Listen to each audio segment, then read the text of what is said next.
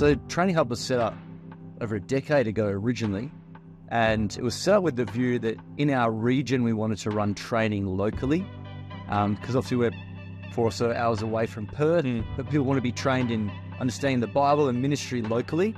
And some people actually gifted some funds to the church, and one of the pastors back then said, I knew exactly what those funds are for. We need to set up an internship program. It's for pretty much any adult Christian wanting to grow in their faith. And so typically we have school leavers up to people in their 80s who've done it. Okay. And they want to grow in understanding the Bible. They want to grow in being better equipped. They want to be able to maybe give a talk, a youth talk, or lead a Bible study, or evangelisms. I reckon we've trained in the last 3 years, maybe 20 to 30 preachers.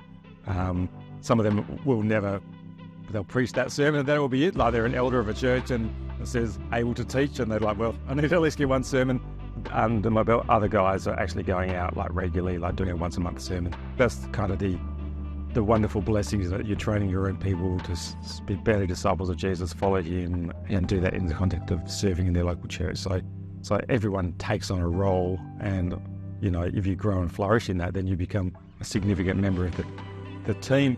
Yeah, look, I mean, each year there's a different cohort that comes through, and we've got 18-year-olds, like I said, up to people in their 80s. I mean, some of the key things are, seeing them just grow in their love for God and His Word, and a desire to live out their faith more fully than perhaps they had before.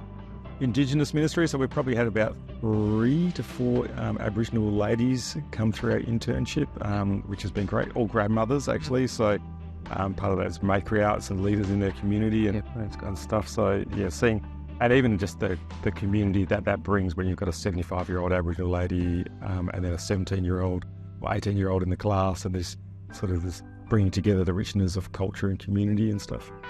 So we've got a group of 130 Karens, who are people from Myanmar, Burma, therefore had to flee their nation, so that group have ended up in Albany, and so we've had maybe 3 or 4 interns go through. One of those is the one going to Bible college next year. One of them's in his heart to go back to Thailand and do long-term service over there. We're really keen on that. We uniquely wanted to run a paid gap year. All of our guys who go to Perth, if they want to get Centrelink, they have to earn a certain amount of money over their gap year before they can be declared independent from their parents, like 27 grand. So we're like, you can't work at Woolies and do the internship, you won't raise the money. So we went to the church and said, how do we really want to put an intern or 2 through every year. We're 18-year-old gap year, but we're going to need some money. So I think we had $50,000 given per year for the next 3 to 5 years. So we've been putting 2 gap year paid interns on because of that.